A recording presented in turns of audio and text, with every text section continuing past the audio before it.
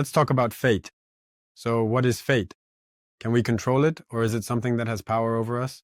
Okay, so let's start from scratch again. Today, we're going to start from scratch again. I'm getting into the spirit of it, trying to look at it from a higher perspective. Well, first of all, look, when I dive into the topic of fate, I see a certain concept in the topic of fate. I see a certain concept, a mental one, a mental concept that humanity has created. And if we try to look at what lies beneath fate as a mental concept, a mental one, a mental concept that humanity has created. And if we try to look at what lies beneath fate as a mental concept, I feel that many people misunderstand it. And if we try to look at what lies beneath fate as a mental concept, first of all, I feel that many people misunderstand it. Many people, for some reason, think that fate is some kind of, a kind of coercion that you have to follow this fate. It's like, some kind of, a sort of coercion that you have to follow this fate. These are those who are supporters of fatalism, yes, and those who are not supporters of fatalism, but supporters. Some kind of, views that there is no fate, then they generally, probably, do not consider this concept. If I go into destiny, I see that everything is much simpler. There's none of that tragedy. First of all, everything is simpler. There's none of that fatalistic tragedy of the situation that just lies there. People think of fate as this kind of fate, like this evil fate that leads me. But everyone talks about bad fate and forgets about the good one, fatalistic tragedy of the situation that lies. Usually fate is seen as this kind of fate, like a cruel fate, right? That this evil fate is leading me, or maybe a good fate. But for some reason, everyone usually talks about bad fate and forgets about the good one. I see a spirit that chooses to come here, to this planet, right? Well, yes, when I ask on a higher level, I'm actually talking about, it's exactly about fate. I have this feeling, of a light smile that the perception of society is completely not, as they say, using youth slang, not catching up with this topic, and either dramatizing it too much or hyperbolizing it. Fate is just the path that a person walks. A person is walking through this life. Moreover, again, this is very important. Here, I'm going to twist it a bit. It's very important to understand that this is always a path chosen by a person. So the spirit consciously chose to walk this path before birth. Some people think that we are being forced here against our will. I know that there are whole schools that say there are these evil, I don't know what to call them, archons and demons that push us into this world and make us go through it. Yes.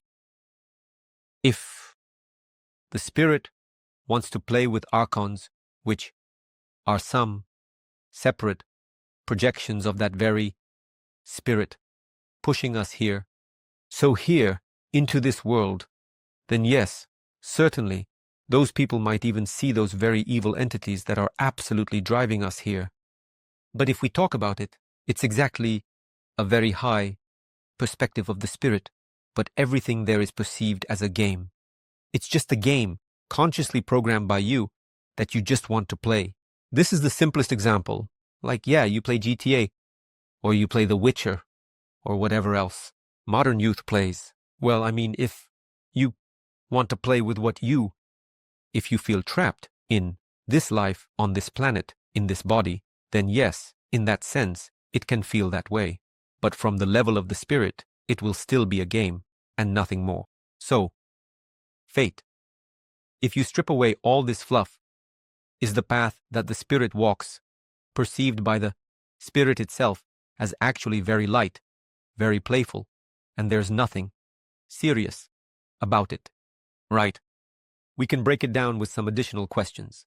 Well, I realize for myself that it's like we just complicate things on our own. You just need to live and be happy. And be happy. And be happy. Yes, exactly.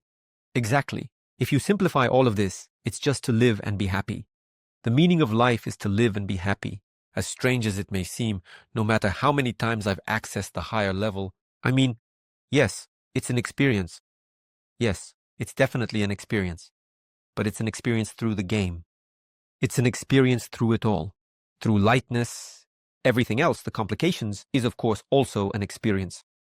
But specifically from the level of the spirit, from the spirit's perspective, it's just joy and play. That's it. Can we say that if a person says, well, that's my fate, what can I do?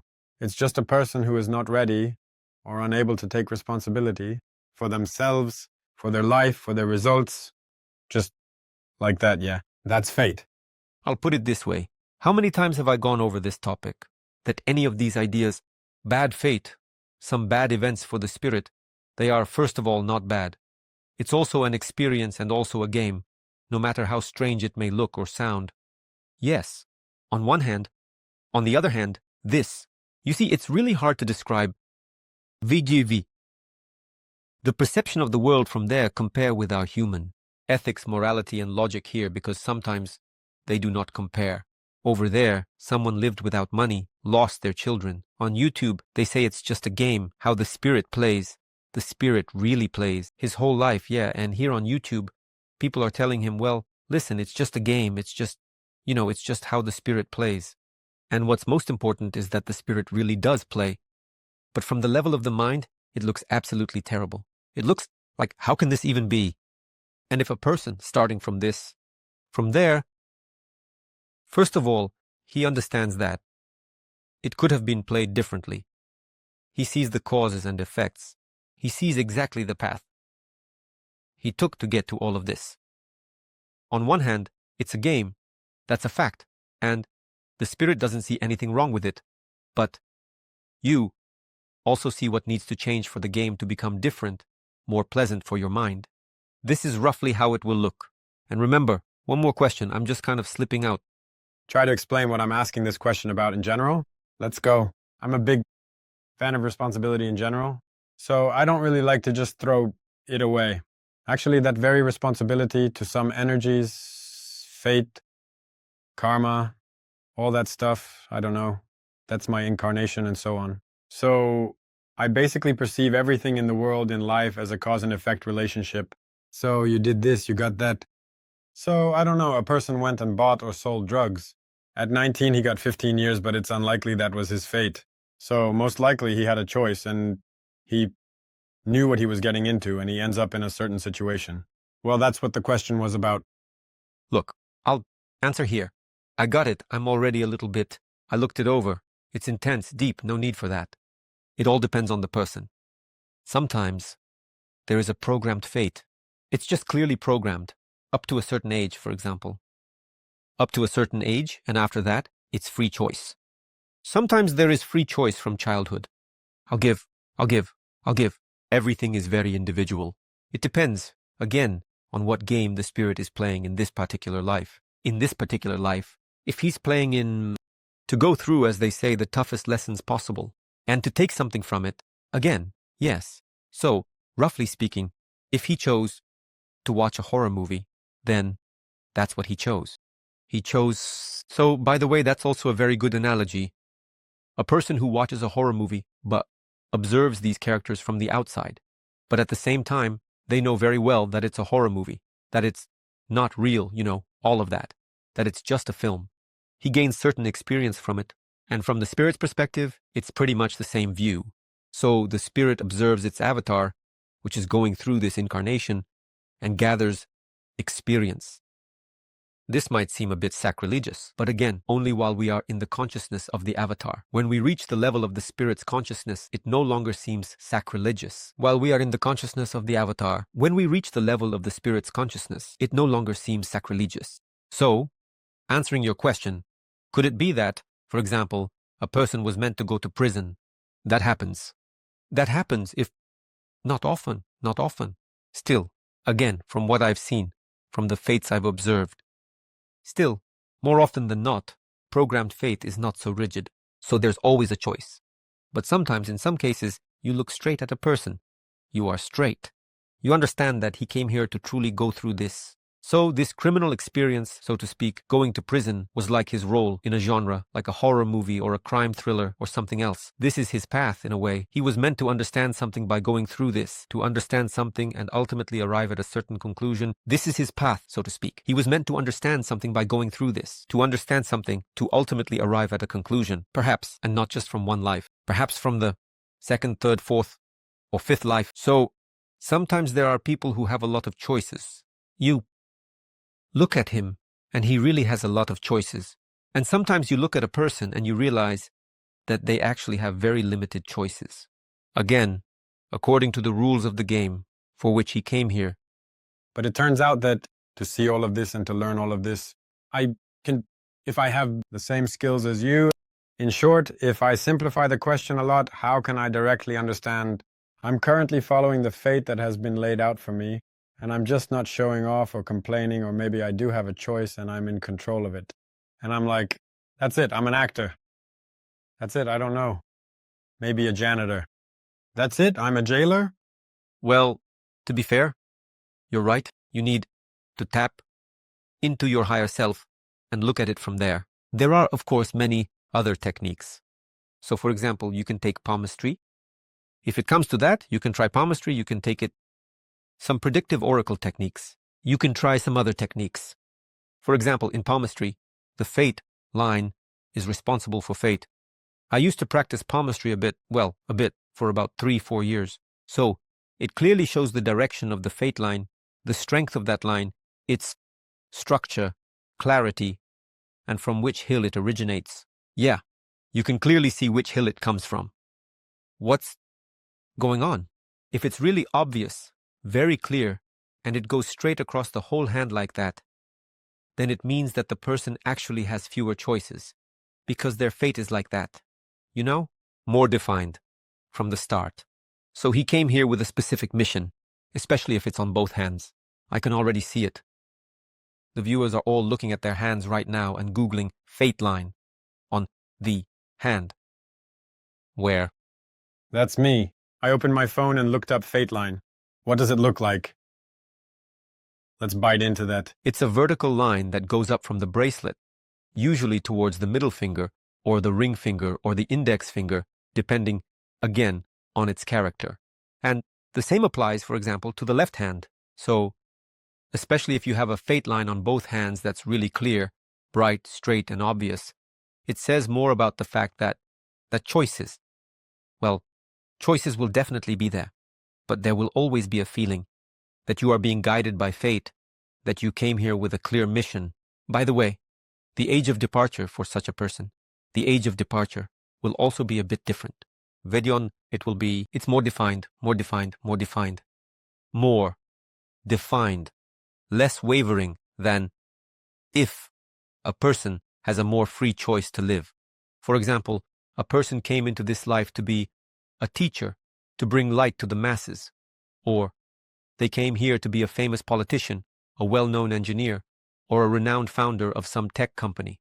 That was his mission, just like for almost all people. Those who have a really strong fate line all say that they feel like they are being guided through life, and if you try to step aside, certain events happen that bring you back into a specific path. This is, again, a choice, yes, but sometimes that's not the case. Sometimes a person will try themselves out here a bit, and then try a little there, and then try something else. It's like they're floating around. Yeah, they have more choices. He kind of just floats around. Yeah, he has more choices. Because, for example, he doesn't have a clear mission to accomplish this.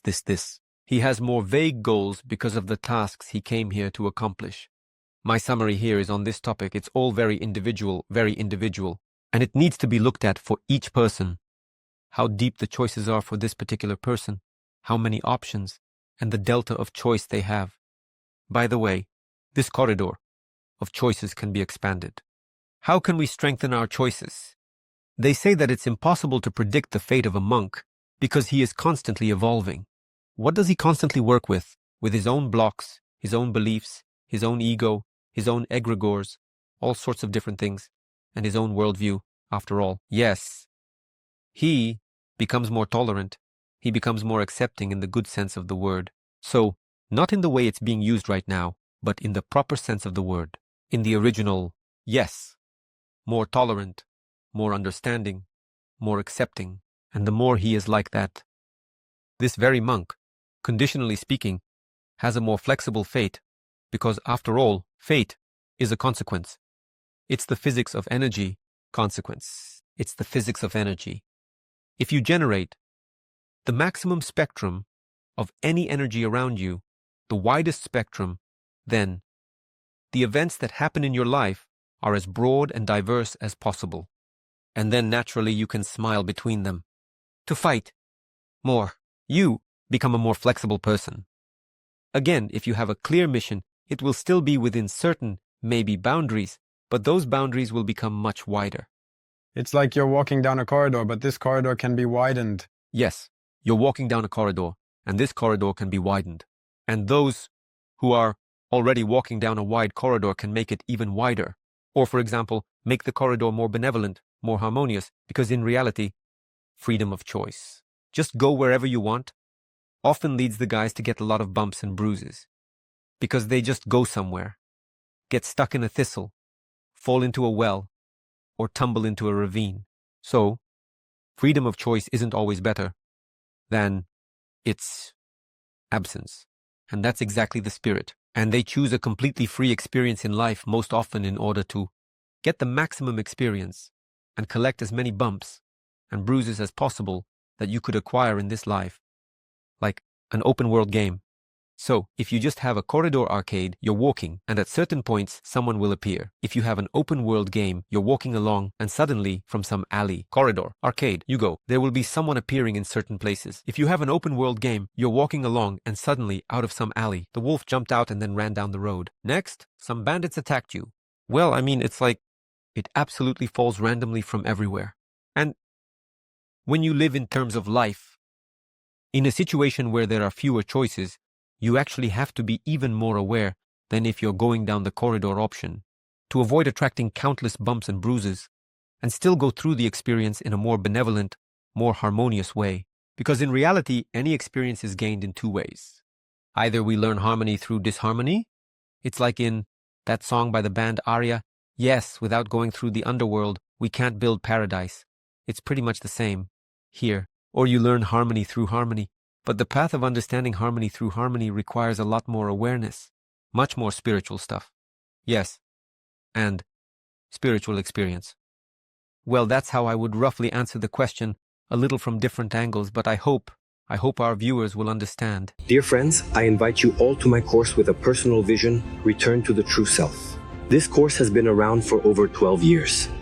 And recently we launched it in English with my complete personal vision in 6 modules. Working with blocks, working with egregores, working with the ego, contacting the higher self. Answers to simple questions, answers to more complex questions.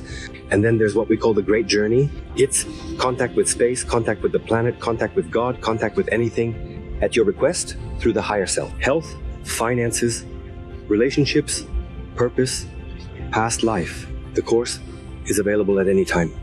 You can sign up for it using the link below this video. Come on over. I'll be waiting for you.